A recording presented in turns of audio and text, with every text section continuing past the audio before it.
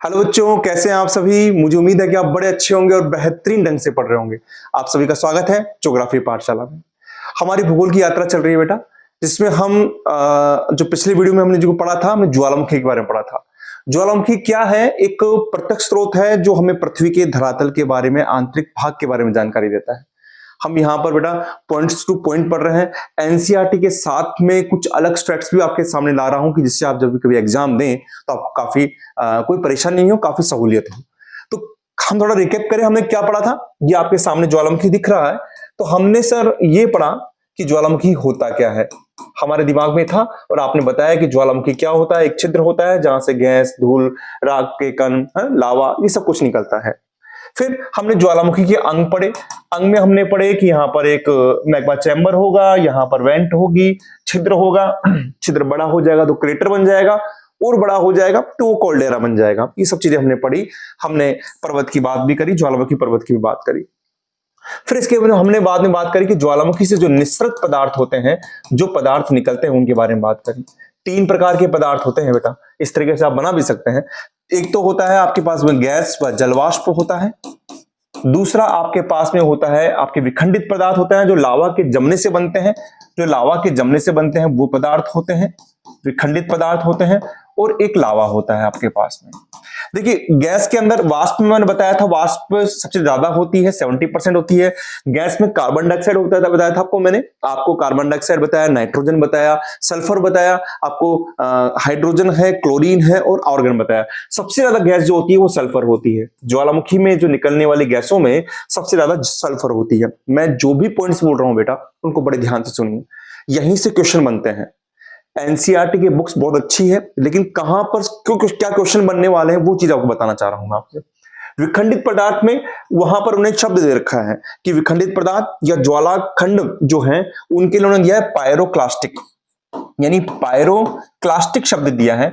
यानी इनको पायरोक्लास्टिक शब्द यानी पदार्थ कहते हैं। किनको कहते हैं? पायरोक्लास्टिक, जो विखंडित पदार्थ होते हैं, जो ज्वालामुखी के लावा के ठंडा होने से बनते हैं, है ना, उनको हम पायरोक्लास्टिक कहते हैं। फिर धूल है, राख है, बम की बात भी की थी हमने, आपको बताया था मैंने, लेबली की बात भी की थी, और लावा हमने बात की थी। इसके अलावा हमने क्या पढ़ा? इसके अलावा हमने पढ़ा, आपको मैंने बताया था, इसके अलावा हमने ज्वालामुखी के प्रकार पढ़े थे। ज्वालामुखी के प्रकार पढ़े सर। ज्वालामुखी के जो प्रकार पढ़े वो पढ़े हमने। पहला पढ़ा उद्गार की अवधि के आधार पर, यानी सक्रियता के आधार पर। उद्गार की अवधि के आधार पर, अवधि के आधार पर 3 पढ़े सर, 3 पढ़े। और मैंने बताया भी था, उदाहरण भी दिया था, मैं आपको दोबारा बताऊंगा। जैसे युवा आदमी यंग होता है ना, तो वो कभी भी गुस्सा खा रहा था जल्दी से, कभी भी शीघ्रता से। तो पहला होता है सक्रिय ज्वालामुखी, जो कभी भी उसमें से लावा और गैस, धूल कण निकल पड़ते हैं। थोड़ा आदमी प्रौढ़ होता है, 40 के बाद, 50 के बाद थोड़ा शांत रहता है, उसको गुस्सा दिलाओगे तो गुस्सा आता है, तो वो होते हैं सोए हुए होते हैं, यानी वो सुषुप्त ज्वालामुखी होते हैं। ठीक है। और जो शांत होते हैं, जो वृद्ध होते हैं, वृद्ध लोग शांत, या उनको मृत ज्वालामुखी भी कहते हैं, वो हम इसके बारे में पढ़े थे हमने। इसके उदाहरण भी मैंने आपसे बात की थी, सक्रिय ज्वालामुखी की बात की थी, एटना स्ट्रोम्बली, जिसको प्रशांत महासागर का, सॉरी, भूमध्य सागर का प्रकाश स्तंभ भी कहते हैं। आज हम एक ज्वालामुखी के प्रकार में एक चीज और आपको बताऊंगा। एनसीईआरटी में तो नहीं है, लेकिन बेटा वहां पर कुछ एक केवल शब्द दे रखे हैं कि उद्गार की अवधि के आधार पर और उद्गार के अनुसार ज्वालामुखी को कई प्रकारों में बांटा जा सकता है। तो हमको यहां पर इसको पढ़ना चाहिए। क्या है? कुछ ज्यादा कठिन नहीं है। आप देखिए, उद्गार की अवधि के आधार पर, ज्यादा लावा निकले तो सक्रिय, थोड़ा देर देर निकले तो सुषुप्त, और अगर बिल्कुल नहीं निकला तो वो मृत पढ़ लिया आपने।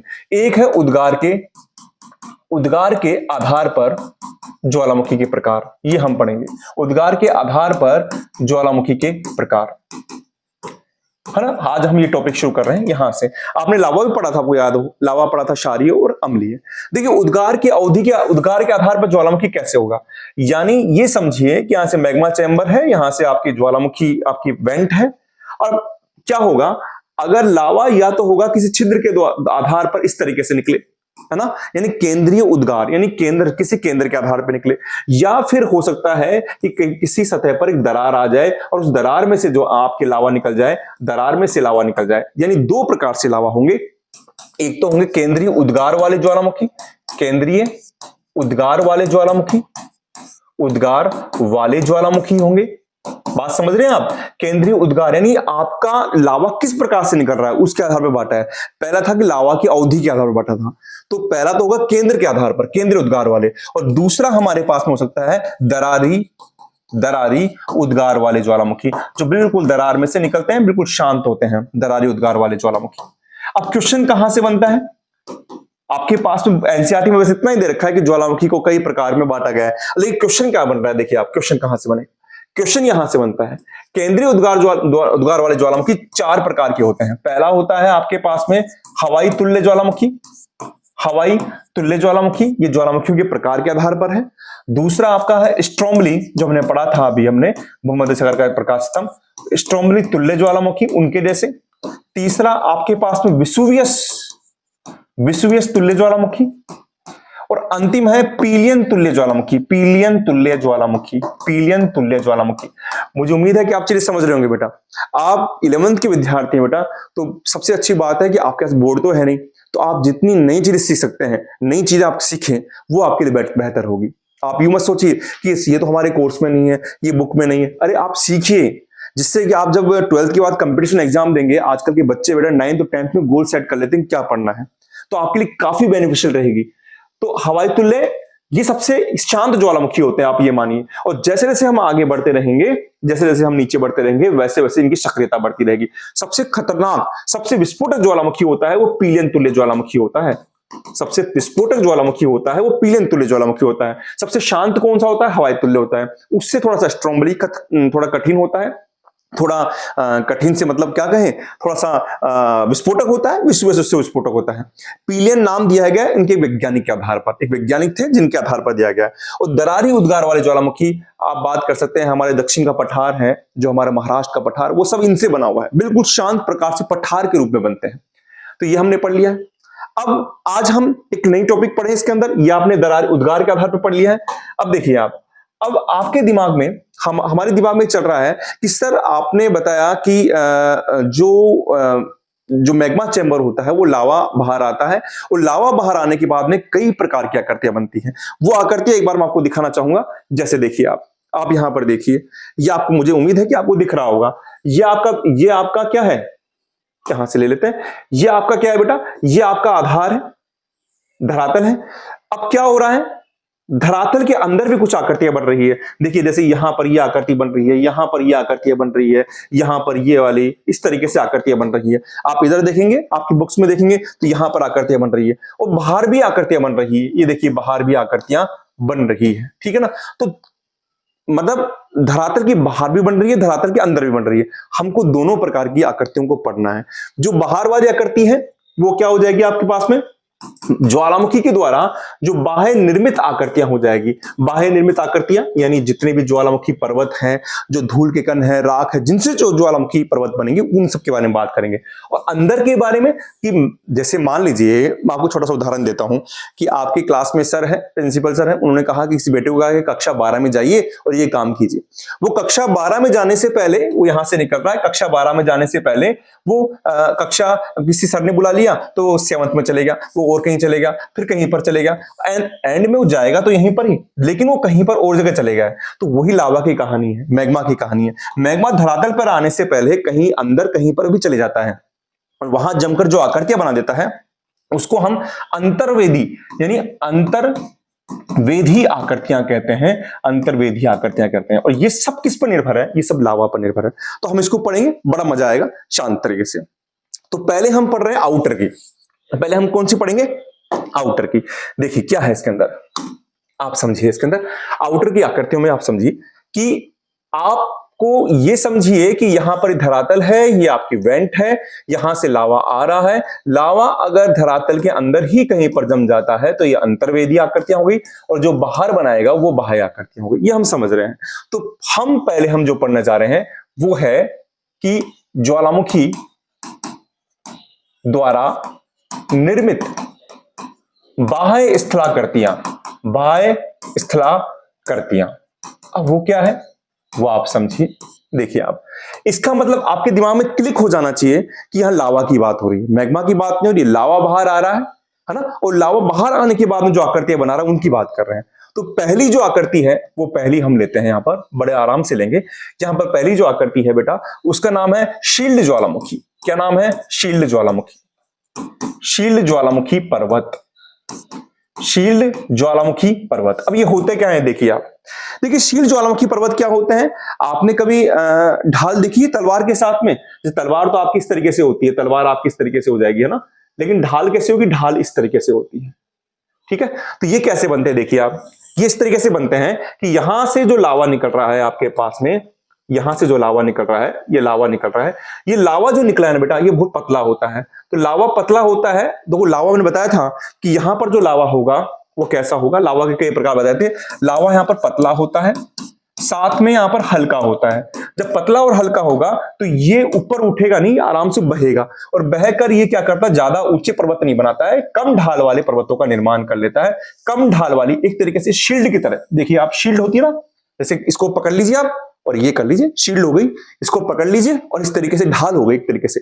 तो ये कम ढाल वाली एक पर्वत का निर्माण करता है, इसको हम शील्ड ज्वालामुखी पर्वत कहते हैं। मैं रिपीट कर देता हूं, वापस रिपीट करता हूं कि यहां पर इनसे जो निर्मित पर्वत होते हैं वो जो लावा होता है, वो लावा क्या होता है, या मैग्मा जो होता है वो पतला होता है। अब लावा की बात करेंगे, चूंकि बाहर आ रहा है, पतला होता है, हल्का होता है, चूंकि ये क्षारीय होता है ना, इसलिए इन पर्वत, इनको हम क्षारीय ज्वालामुखी भी कहते हैं। इनको हम क्या कहते हैं? क्षारीय ज्वालामुखी पर्वत भी कहते हैं। इनको पेठिक ज्वालामुखी पर्वत भी कह देते हैं, पेठिक ज्वालामुखी पर्वत भी कह देते हैं। इनकी आकृति शील्ड के जैसी होती है, इनका ढाल कम होता है।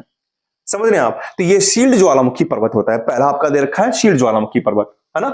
अच्छा देखिए आप, दूसरा इसके अंदर यहां पर है सिंडर शंकु। सिंडर शंकु, देखिए पर्वत हो गया, सिल्ड शंकु भी कह सकते हैं इसको आप, सिल्ड पर्वत भी कह सकते हैं।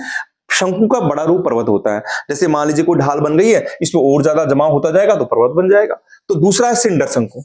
देखिए सिंडर शंकु में क्या होता है, याद रखेगा, जैसे सिलेंडर देखा है आपने, सिलेंडर में क्या होती है, सिलेंडर में क्या होगी, गैस होगी ना, कोई तरल पदार्थ नहीं होगा ना। तो यहां पर क्या खास बात होती है कि यहां से जो भी लावा निकलता है, मेरे शब्दों को ध्यान सुनिए बेटा, ध्यान से सुनिएगा, कि यहां से जो भी लावा निकलता है उस लावा में तरल पदार्थ नहीं होता है। उसमें क्या मिलेगी आपको, उसमें आपको यहां पर गैसेज मिलेगी, यहां पर आपको गैस मिलेगी, यहां पर आपको धूल कण मिल जाएंगे, यहां पर आपको विखंडित यानी पायरोक्लास्टिक जो पदार्थ बताए थे मैंने आपको, विखंडित पदार्थ मिल जाएंगे, विखंडित पदार्थ मिल जाएंगे। यानी यहां पर तरल पदार्थ का अभाव होता है, तरल पदार्थों का अभाव होता है। और चूंकि गैस से, धूल कण से, विखंडित पदार्थों से बनते हैं तो थोड़े ऊंचे बन जाते हैं, है ना। ये इस क्षारीय या जो शील्ड ज्वालामुखी है उनसे थोड़े से ऊंचे बन जाते हैं, है ना। या अब आपके मान लीजिए कि शील्ड ज्वालामुखी के बाद में जब तरल पदार्थ खत्म हो जाता है, बाद में जब गैस, धूल कण, विखंडित पदार्थ बनते हैं तो सिंडर शंकु का रूप ले लेते हैं। तो एक शील्ड ज्वालामुखी पर्वत हो गया, एक सिंडर शंकु हो गया, ठीक है। चलिए अगला देखिए आप, अगला हमारे पास में क्या है, अगला हमारे पास में है मिश्रित शंकु। मिश्रित शंकु, देखिए नाम से स्पष्ट है मिश्रित शंकु, और मिश्रित को इंग्लिश में बोल देते हैं कंपोजिट शंकु। क्या कह देते हैं? कंपोजिट शंकु कह देते हैं, कंपोजिट शंकु कह देते हैं। मुझे उम्मीद है कि आपको चीजें समझ में आ रही होगी, है ना, आसान लग रही होगी। अगर आप बिल्कुल ध्यान से पढ़ेंगे तो मजा भी आएगा आपके पास में। देखिए मिश्रित का नाम से स्पष्ट है कि इसमें कई चीजों का मिश्रण होता है। यहां क्या होता है कि जैसे मान लीजिए यहां पर से आपका लावा निकल रहा है, तो लावे के साथ में, जैसे लावे के साथ में यहां पर क्या होता है कि आपका लावा भी निकलता है, लावे के साथ में आपके धूल, आपकी राख, ज्वालामुखी राख, आपके जो पायरोक्लास्टिक जिसको बोलते हैं विखंडित पदार्थ हैं, वो सब रहते हैं। तो उनकी एक एक परत जम जाती है, क्योंकि परतों के रूप में रहता है। जैसे मान लीजिए आपके पास में क्या होगा, लावा भी निकल रहा है, विखंडित पदार्थ हो रहा है, तो एक परत बन गई इसकी, ठीक है, फिर एक परत, दूसरी परत इसकी बन गई इस तरीके से, फिर एक परत दर बन गई इस तरीके से, ये परत इसकी तरह बनता है ना। तो इसमें कई परतों का निर्माण होता है। चूंकि परतों का निर्माण होता है इसलिए इसको परतदार शंकु भी कहते हैं।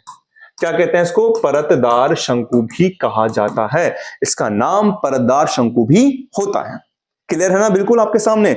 वापस बता देता हूं, इस मिश्रित शंकु के अंदर लावा, धूल, राख, विखंडित पदार्थ होते हैं। ये परतों के रूप में जम जाते हैं, ये लावा के साथ आते हैं और विभिन्न परतों के रूप में जम जाते हैं। इनका संबंध तो मैग्मा चैम्बर से होता है, लेकिन विभिन्न परतों के रूप में जम जाते हैं। चूंकि ये परतों के रूप में जमते हैं, इसको परतदार शंकु भी कहते हैं, मिश्रित शंकु भी कहते हैं।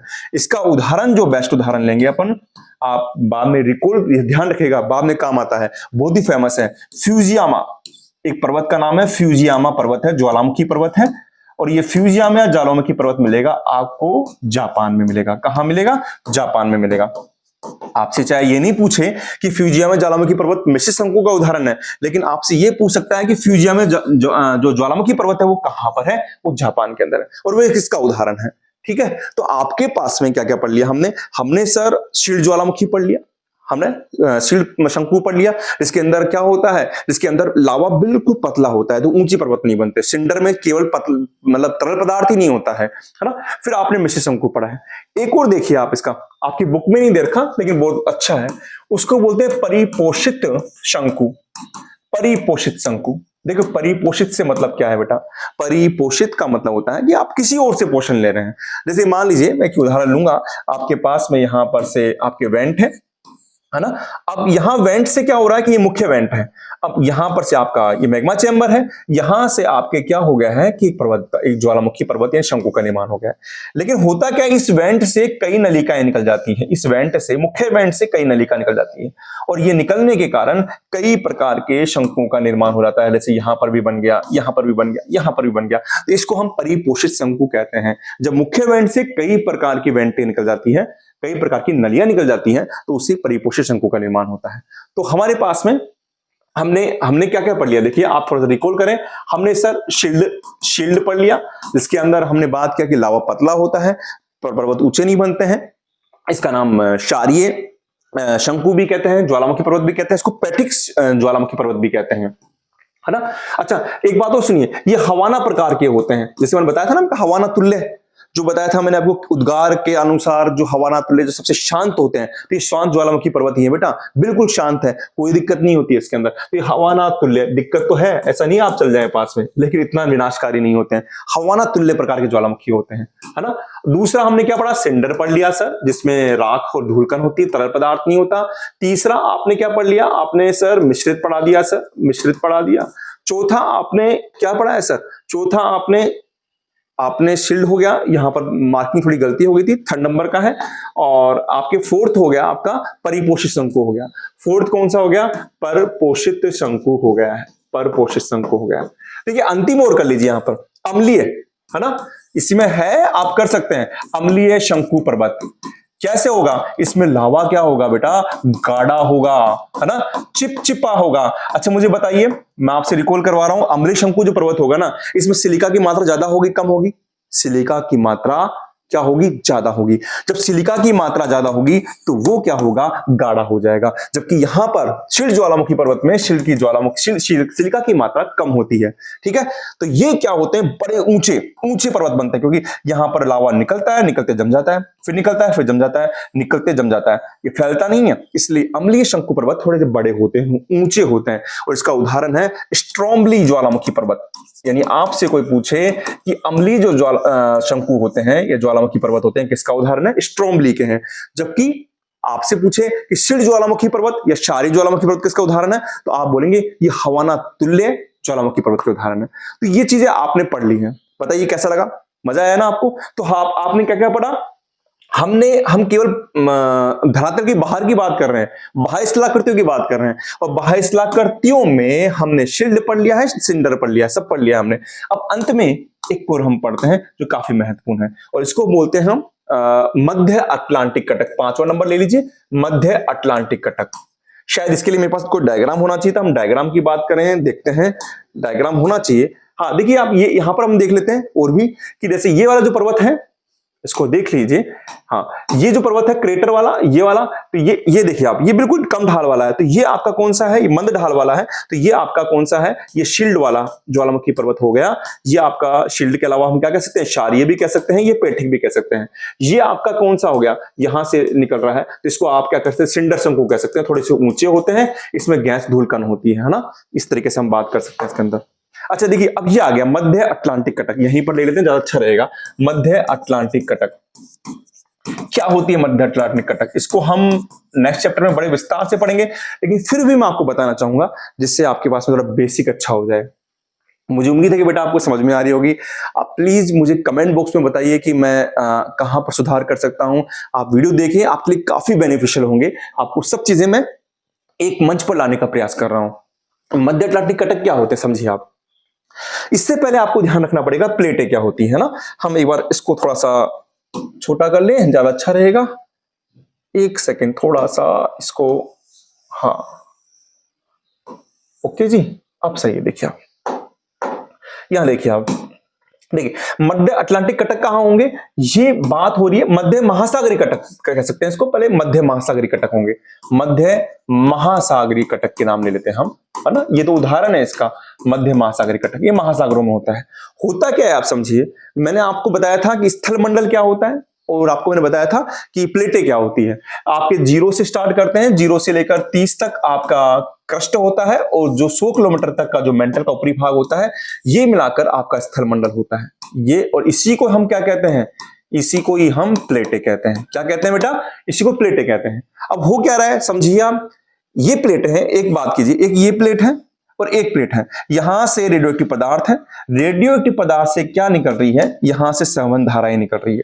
ये धाराएं अगर अपसारी गति करती है, एक इधर जा रही है एक इधर जा रही है, और एक प्लेट आपके पास में यहां पर है, एक प्लेट आपके पास में यहां पर ले लीजिए। समझ रहे हैं आप, कई गतियां होगी, हम आगे पढ़ेंगे, लेकिन आप अभी को यहां समझिए कि यहां से जो आपका मैग्मा निकल रहा है, संवहन धाराएं निकल रही है, वो एक इधर गति कर रही है एक इधर गति कर रही है। तो बताइए प्लेटों में गति कहां होगी, प्लेटों में गति विपरीत दिशा में होगी। जब विपरीत दिशा में होगी तो यहां पर मैग्मा बाहर आएगा, और मैग्मा बाहर आने के बाद में यहां पर जमेगा, और यहां पर नई क्रस्ट का निर्माण हो जाएगा, नई क्रस्ट का निर्माण हो जाएगा। आप यूं समझिए कि जैसे मान लीजिए यहां पर से ये भाग हट रहा है, नीचे से भाग आ रहा है, जो जगह बनी है ना, उस पर लावा आ गया और वहां पर नई क्रस्ट का निर्माण हो गया। तो मध्य महासागरीय कटक क्या होते हैं, महासागर के अंदर बनते हैं। ये दोनों प्लेटें कहां पर होती है, जब उनकी अपसारी गति होती है जी। क्या होती है बेटा, अपसारी गति होती है प्लेटों की, है ना। अपसारी गति होती है तो वहां पर बनता है, जब प्लेटें एक दूसरे से दूर जाती है तो वहां पर इनका निर्माण हो जाता है ना।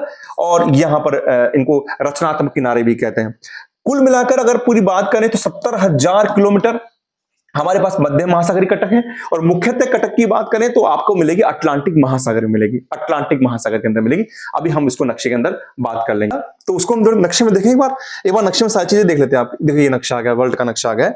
आप इसमें हम देखेंगे, यहां पर ये लीजिए, देखिए ये आपका अटलांटिक महासागर, तो यहां पर बना हुआ है मध्य अटलांटिक कटक, यहां पर बना हुआ है। यहां पर ये दो प्लेटें हैं, यहां से कुछ प्लेट इधर जा रही है, यहां से प्लेटें इधर जा रही है, पर गैप बन रहा है जहां पर मैग्मा के जमने से मध्य अटलांटिक कटक का निर्माण हो रहा है।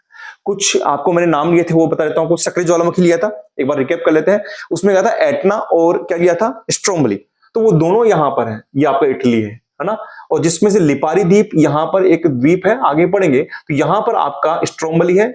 चूंकि ये भूमध्य सागर है, और भूमध्य सागर में ये चमकता हुआ प्रतीत होता है, लाइट हाउस की तरह। अरे भाई इधर ध्यान दीजिए, आप इधर ध्यान दीजिए, यहां पर लाइट हाउस की तरह चमकता है ना, जैसे आप चमकेंगे। तो ये स्ट्रोम्बली को इसलिए भूमध्य सागर का प्रकाश स्तंभ कहते हैं, भूमध्य सागर का प्रकाश स्तंभ कहते हैं। ओके, अच्छा, और आपके क्या पढ़ा, विसुवियस भी यहीं पर था। एक क्राकोटावा पढ़ा था, वो इंडोनेशिया के अंदर है। और अभी मैंने आपको जापान का फ्यूजियामा करा, तो जापान ये रहा। तो यहां पर कौन सा है, फ्यूजियामा पर्वत है, जो एक तरीके से मिश्र शंकु का उदाहरण है। ओके जी, ओके सर। अच्छा, यहां पर ले लीजिए, यहां पर, ठीक है। आगे मैं आपको बताता हूं, आगे इसमें काफी अच्छी चीज आएगी। अब हम पढ़ेंगे ज्वालामुखी के द्वारा निर्मित अंतर्वेधी स्थलाकृतियां, जो अंदर निर्मित हो रही है, अंदर निर्मित हो रही है अंतर्वेधी स्थलाकृतियां।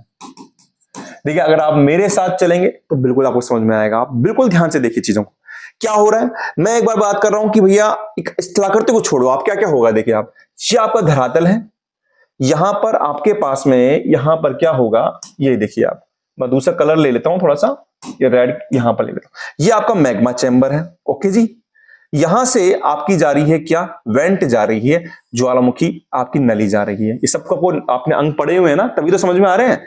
अच्छा, अब क्या होगा कि यहां से मैग्मा जा रहा है। ओके जी बेटा, यहां से मैग्मा जा रहा है, जिसको जाना कहां था, यहां पर जाना था। जैसे मैंने बताया था कि आपके स्कूल में से कोई बच्चा है, प्रिंसिपल सर ने बोला कि वे कक्षा 12 में चल रही, जाना तो यहां था, लेकिन उसको यहां रास्ता मिल गया, किसी ने बुला लिया। तो ये क्या हो सकता है कि जैसे मान लो इसको थोड़ा बड़ा कर ले हम, तो ये तो आपका क्या हो गया, ये तो आपके पास में यहां पर हो गया। क्या हो सकता है कि ये जो आपका मैग्मा है, ये यहां पर जाने के बाद में, ऊपर जाने के बाद में, यहीं पर कहीं इस तरीके से आकृति बना ले। एक सेकेंड यहां पर, हाँ, यहां पर जाने के बाद में ये मैग्मा इस तरीके की आकृति बना ले, यहां पर इस तरीके की आकृति बना ले, ठीक है। यानी ये आकृति क्या, कौन सी आकृति हुई, ये उत्तल, यानी लेंस होता ना, अपने लेंस की तरफ पढ़ा, यानी उत्तल आकृति हो गई, उत्तल आकृति हो गई। होता क्या है कि मान लीजिए यहां से कोई गैप मिला, वहां पर मैग्मा जम गया और एक तरीके से ये आकृति बन गई, उत्तल आकृति बन गई, हो सकता है, ठीक है। कहीं पर यह हो सकता है कि मैग्मा एक तस्तरी नुमा यानी बेसिन नुमा आकृति बना सकती है, बिल्कुल बना सकती है सर। तो ये कैसे हो गई, ये आपकी उत्तल हो गई, तो ये अवतल आकृति हो गई। ये कौन सी हो गई, अवतल, यानी तस्तरी नुमा आकृति हो गई, तस्तरी नुमा आकृति हो गई। आपको कुछ भी नहीं, इसमें इतना सही है, ज्यादा कुछ खास नहीं है। अच्छा, हो सकता है कि मैग्मा जैसे यहां पर उत्तल आकृति बनी, छोटी आकृति बनी, यहीं पर इसके आसपास में एक बड़ी आकृति बना ले, यहीं पर जैसे मान लीजिए ये एक तरीके से बड़ी आकृति बना ले, इस चैम्बर के चारों तरफ भी बना ले यहां पर, ठीक है। इस तरीके से आकृति बना ले, यानी बड़ा एक उत्तल शंकु बना ले, एक तरीके से बड़ा पर्वत बना ले। अच्छा, हो सकता है कि जैसे यहां पर ये ज्वालामुखी पर्वत कोई परतदार संरचना है, तो यहां पर एक तो जैसे होता है अपनति, ये अभिनति, इस तरीके से आकृति होती है। इसको बोलते हैं अप यानी इसको बोलते हैं अपनति। जब आप पर्वतों को पढ़ेंगे, फोल्ड माउंटेन के पढ़ेंगे आप, तब समझ में आएगा, इसको अपनति कहते हैं। और नीचे भाग को कहते हैं अभिनति, अभि यानी झुकना, अभि यानी झुकना, अप यानी ऊंचा होना, अपनति अवनति। तो हो सकता है कि मैग्मा इस तरीके से जम जाए, अपनति और अवनति में जम जाए, इस तरीके से, यूं जम जाए इस तरीके से, तो ये भी एक तरीके से जमाव हो सकता है, ठीक है। ये भी इस तरीके का जमाव हो सकता है। अच्छा, और क्या हो सकता है, मैग्मा का जमाव ये हो सकता है कि मैग्मा क्षैतिज रूप में जम जाए, बिल्कुल सर, क्षैतिज रूप में जम जाए, ये भी एक जमाव हो सकता है, क्षैतिज रूप में यहां पर जम जाए, ठीक है सर। और एक मैग्मा का जमाव हो सकता है कि मैग्मा लंबवत रूप में जम जाए, लंबवत रूप में जम जाए। तो ये मैग्मा के कई प्रकार के जमाव हैं। इन्हीं जमाव क्या करते हैं बेटा, समझना, आप रटना नहीं है। मैग्मा यहीं पर काम कर रहा है, जहां पर गैप मिला उसको वहां पर मैग्मा चले गया और वहां पर जाकर वो अपनी आकृति कुछ बना रहा है। बाहर आपने बात की थी ना, याद रखिएगा, मैं दोबारा बता दूं आपको, यहां बाहर की थी, वो बाहर की बात थी। आपके सिंडर शंकु बाहर बन रहे थे, आपके शील्ड ज्वालामुखी पर्वत बाहर बन रहे थे, आपके यहां पर मिश्रित शंकु बाहर बन रहे थे, आपका मध्य सागरी कटक भी बाहर बन रहा था, सब बाहर की बात थी। हम अंदर की बात कर रहे हैं। अब एक एक को लेते हैं हम। देखिए आप यहां पर मैं इसमें से यहां से एक एक को लेता हूं आपके पास में, चीजें आपको समझ में आएगी, बड़े प्यारे ढंग से समझ में आएगी। आप बस ध्यान इधर रखिए, ये जो दीवार के सारे जो लक्कर बैठे हो इधर देख लीजिए आप, है ना। मुझे पता है कि आप दीवार के सारे लक्कर बैठे, यहां देखिए आप। देखिए पहली बात करता हूं मैं ये वाली बात की, ये बड़ा उत्तल आकृति है, इनको हम क्या कहते हैं, इनका नाम होता है, इनको हम कहते हैं बैथोलिथ। क्या कहते हैं, बैथोलिथ।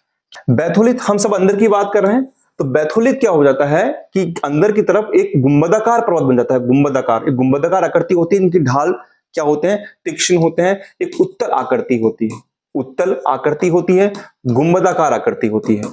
अब आप बोलेंगे सर उत्तल तो आपके पास में ये भी थी आकृति, इसका नाम अलग बताएंगे आप, तो ये आपका क्या है, ये आपका बैथोलिथ हो गया, ये क्या हो गया आपका, बैथोलिथ हो गया, ठीक है ना। अच्छा, आपके दिमाग में आती होगी सर ये बैथोलिथ हुआ, लेकोलिथ हुआ, जो भी नाम हम आगे लेंगे, ये आई कहां से, हम थोड़ी देख पाएंगे, तो जमीन के अंदर है। होता क्या है बेटा कि जब अपर्दन होता है ना, जब हवा के द्वारा, पानी के द्वारा अपर्दन होता है, तो ये आकृति बाहर दिखने लग जाती है। लेकिन बैथोलिथ कभी भी बैथोलिथ का बाहरी भाग तो आप देख सकते हैं, लेकिन कभी भी इसका जो धरातली, जो नीचे का भाग कभी भी देख नहीं सकते, इतना अपर्दन नहीं होता, क्योंकि ये बड़े गहराई में बनते हैं, है ना। तो बैथोलिथ जो होती है ये गुंबदाकार आकृति होती है, उत्तल आकृति होती है, इनके ढाल क्या होते हैं, खड़े ढाल होते हैं, ठीक है। इनका उदाहरण ले सकते हैं भारत में रांची का पठार। भारत में जो रांची का पठार है, कहां पर, आपके रांची कहां पर है, झारखंड में, वो इसका उदाहरण है, ठीक है। अच्छा, ये क्या है सर, ये भी उत्तलाकार आकृति है, लेकिन ये बाहर बनी हुई है, तो इसको बोलते हैं बेटा लेकोलिथ। क्या बोलते हैं इसको, लेकोलिथ बोलते हैं, लेकोलिथ। ये भी गुंबदाकार होती है, बिल्कुल होती है सर, ठीक है। ये भी उत्तल आकृति की होती है, लेकिन ये छोटी होती है। और सबसे खास बात बेटा, सबसे खास बात समझना, ये परतदार चट्टानों में बनती है। कहां पर बनती है, केवल परतदार चट्टानों में बनती है, परतदार चट्टानों में बनती है। अब आप बोलेंगे सर ये परतदार चट्टानें कैसी, आप यूं समझ लीजिए कि ये इस तरीके से होती है। दूसरे नंबर का लेता हूं मैं, लेकोलिथ। लेकोलिथ, तो ये क्या होती है कि जैसे मान लीजिए परतदार चट्टानें हैं, तो यहां से लावा निकल रहा है, तो लावा जब निकलता है यहां से, ये मान लीजिए लावा निकलता है, तो ये क्या कर लेता है, इस भाग पर दबाव के कारण इसको थोड़ा सा क्या कर लेता है, उठा देता है, इस भाग को थोड़ा सा ऊपर की तरफ उठा देता है, ऊपर उठा देता है, परतदार चट्टानों को दबाव के कारण, तो यहां पर मैग्मा का जमाव हो जाता है, यहां पर मैग्मा का जमाव हो जाता है। और जब मैग्मा का जमाव हो जाता है तो यहां पर जो ये आकृति बनती है उसको लेकोलिथ कहते हैं। तो लेकोलिथ जो बनता है वो हमको दिख जाता है, मतलब जब इसका अपर्दन होता है तो पूरा का पूरा हमको लेकोलिथ देख सकते हैं हम, लेकिन बैथोलिथ आप नहीं देख पाते हैं। और ये जो लेकोलिथ है ये हमेशा परतदार चट्टानों में बनता है, याद रखेंगे आप, रखेंगे ना, परतदार चट्टानों में इसका निर्माण होता है, किसका, लेकोलिथ का। अच्छा और क्या है सर, और देखिए आप एक आकृति और देखिए आप, हमने इसके उल्टे प्याले वाली आकृति पढ़ी आपने, ये भी देखिए, हम यहीं से ले रहे हैं सब चीजें। ये वाली आकृति, ये जो आकृति है ना बेटा, ये अवतलाकार आकृति है, तस्त्री नुमा आकृति है, इसको बोलते हैं लेपोलिथ। क्या बोलते हैं इसको, लेपोलिथ बोलते हैं। इसको ऊपर ले ले अपन, इनको इसको बोलते हैं हम लेपोलिथ। तीसरा लेपोलिथ, इसके अंदर जो जमाव होता है वो क्या होता है, वो उत्तल था, ये अवतल आकृति बनती है, तस्त्रीनुमा बेसिन बनती है। तस्त्रीनुमा, जैसे तस्त्री होती है ना, प्याली होती है, वैसे तस्त्रीनुमा बेसिन के अंदर बनती है। आप इसमें कंफ्यूज होंगे तो आप याद कैसे करेंगे, ऐसे याद कर लीजिए। तो वो लेपोलिथ, पै है, पै, तो पै से मतलब हो गया प्याली, पैसे क्या याद कर लेंगे, प्याली की आकार की, तो ये तस्त्रीनुमा आकृति बन जाएगी, है ना। ये कैसी बन जाएगी, तस्त्रीनुमा आकृति बन जाएगी। लेकिन लेकोलिथ है वो आपके ऐसे बन जाएगी। और बैथोलिथ में आप ये ऐसा याद कर लीजिए, बैथोलिथ यानी बैल, जैसे बैल की पीठ होती है ना, बड़ी ऊंची सी पीठ होती है बैल की, तो वैसे बैथोलिथ भी बड़ा ऊंचा सा बन जाता है। तो ठीक है, लेकोलिथ हो गया और यहां पर लेपोलिथ हो गया। ओके, तो ये आपके परतदार हो गई आपके पास में। आप लेपोलिथ के अंदर हम उदाहरण लेते हैं, जो छोटा नागपुर का पठार है, छोटा नागपुर का पठार है जो आपके खनिजों का अजायब घर है, उसका उदाहरण ले सकते हैं। चलिए और आकृति देखते हैं हम देखो सारी आकृति यहां से पढ़ रहे हैं, माफ कीजिएगा, ये देखिए आप सारी आकृति हम यहां से पढ़ रहे हैं जो बनाई है। तो हमारे पास में क्या हो गया सर, हमारे पास में ये तो बैथोलिथ हो गया, ये आपका लेकोलिथ हो गया, और ये आपका लेपोलिथ हो गया, लेपोलिथ हो गया। ठीक है जी। अच्छा और देखिए आप यहां पर आप देख रहे हैं कि मैग्मा का जमाव अभिनति और अपनति के रूप में हो रहा है। तो जब यही करा देता हूं मैं, मैग्मा का जमाव किसके रूप में हो, लहरदार संरचना में हो, कभी कभार ये भी आता है लहरदार, देखिए लहरदार है ना, लहरदार के रूप में हो, या फिर एग्जाम दे देता है कि अभिनति व अपनति के रूप में हो, अभिनति व अपनति के रूप में हो, तो उसे क्या कहते हैं हम, उसे कहते हैं फैकोलिथ। जैसे फेंक दिया ना, बोल फेंक दिया आपने, उसको क्या कहेंगे हम, फैकोलिथ कहेंगे। क्या कहेंगे, फैकोलिथ कहेंगे। क्या कहेंगे, फैकोलिथ कहेंगे। जैसे बॉल फेंक दिया आपने, तो बॉल कैसे गिरेगी, यूं गिर जाएगी, फिर ठप्पा खा के यूं गिरती रहेगी, ऐसे समझ लीजिए, ऐसे आप सोच लीजिए। तो ये फैकोलिथ हो गया। ओके, मैग्मा का जमाव लहरदार के रूप में हो तो भी फैकोलिथ लिखेंगे, अभिनति व अपनति के रूप में हो तो भी आप फैकोलिथ लिखेंगे। ओके जी सर, ये भी करवा दिया, ये भी करवा दिया। अच्छा, अब क्षैतिज रूप में हो जाए तो इससे क्या बोलेंगे, क्षैतिज रूप में, यानी बिल्कुल क्षैतिज के रूप में आ जाए तो इसे हम कहेंगे, यहीं पर मैं कर देता हूं, इसको हम कहेंगे सील कहेंगे हम, ना, इसको हम सील कह सकते हैं, या इसको शीट कह सकते हैं। क्या कह सकते हैं, शीट थोड़ी पतली होती है और सील थोड़ी मोटी होती है। तो ये एक तरीके से जमाव हो जाता है क्षैतिज रूप के अंदर। और जब मैग्मा का जमाव क्या हो जाए, लंबवत रूप में हो जाए, लंबवत, धरातल के लंबवत 90 डिग्री पर हो जाए, तो उसे हम कहते हैं डाइक। क्या कहते हैं, उसे हम डाइक कहते हैं। क्या कहेंगे, डाइक कहेंगे। तो हमने क्या क्या पढ़ा, देखो एक बार हम इसमें पूरा एक साथ कर लें, यहां पर ऊपर ले लेते हैं हम, है ना। हमने अंतर्वेदी के रूप में सर आपने बैथोलिथ बता दिया, जो भी उत्तल होता है, ठीक है। फिर आपने इसका छोटा रूप, ये क्या होता है, कभी दिखता ही नहीं, इसको बाहरी भाग दिखता है, छोटा नीचे वाला भाग दिखता नहीं है। फिर एक होता है लेकोलिथ बताया सर, ये भी उत्तल होता है लेकिन ये परतदार चट्टानों बनता है।